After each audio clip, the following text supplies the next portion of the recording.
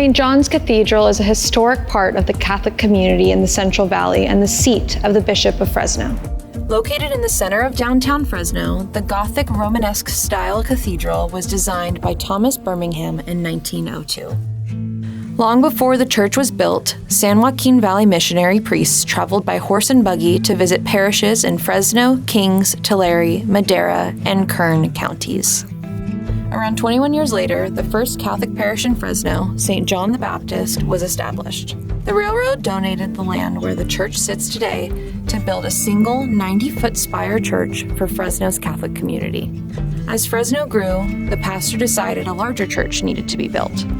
At first, parishioners were upset because they didn't understand the pastor's vision and thought the church would be way out in the country. And according to historical documentation, one parishioner was so upset that he punched the pastor in the face.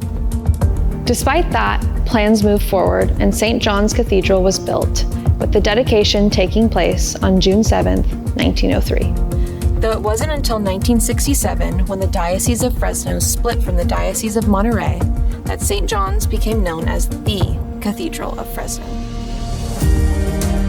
Today, St. John's Cathedral is a well-known, historic downtown Fresno landmark. As a tribute to its roots, bricks from the original church built in 1882 still remain. And while the clock no longer works, the bell towers still ring every hour. When you walk inside the church, you enter the narthex, a gathering space adorned with frescoes. The frescoes were installed in the 1990s. The image of the Good Shepherd depicted in the center fresco invites us all to enter in to share in his word and his life. Inside the cathedral, the painted ceiling depicts each of the major and minor prophets. Above each prophet, there are paintings of strawberries because at the time the church was constructed, strawberries were a prominent crop in the valley, and they symbolize the parishioners' offering to God the first fruits of the land. At the center of the cathedral ceiling, we find the four strengths of the building. Each of these paintings depicts one of the four evangelists, Matthew, Luke, Mark, and John, symbolizing that the Christian community is founded on Christ and their teachings. The cathedral is adorned with numerous stained glass windows, each telling its own story of faith and tradition. While every window holds significance, there are a few notable examples that stand out for their unique symbolism and connection to the cathedral's history. Each stained glass window in the cathedral depicts a saint. The window with St. John the Baptist has a banner that says in Latin, Ecce Agnus Dei, which means behold the Lamb of God, and depicts St. John pointing towards the altar. The window with St. Patrick is for the founding pastor of the cathedral, Monsignor Patrick McCarthy. And the window with the nativity scene has a unique depiction of Jesus. He has light skin and red hair to reflect the people who built the cathedral, Irish and German Catholics. The sanctuary of the cathedral is the main focal point of the church. The ambo and altar are crafted from the same white marble with gold accents. Right before you enter the sanctuary, you'll find paintings of St. Peter and St. Paul, the chief apostles, underscoring their significance in the faith.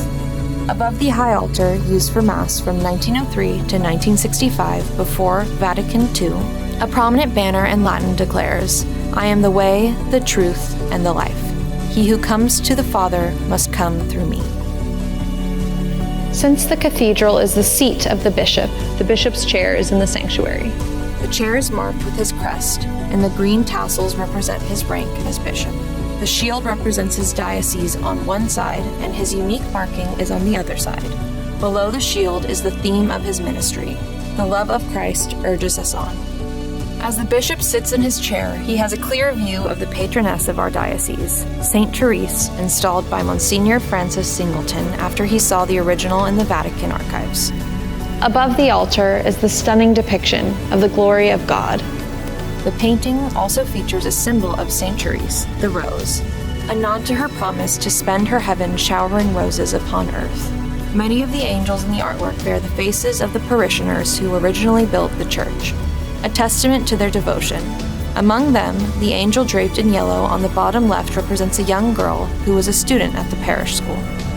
She suffered from polio and is shown in a precarious position, symbolizing the physical cross she bore. Below Jesus, an angel with a blue cloak draped over his shoulder memorializes a child from a local family who funded the painting. The child passed away at a young age, and the parents wish to honor their memory in this sacred piece. To see the cathedral's beautiful details in person, visit us today, or learn more about our history and current events at stjohnsfresno.org.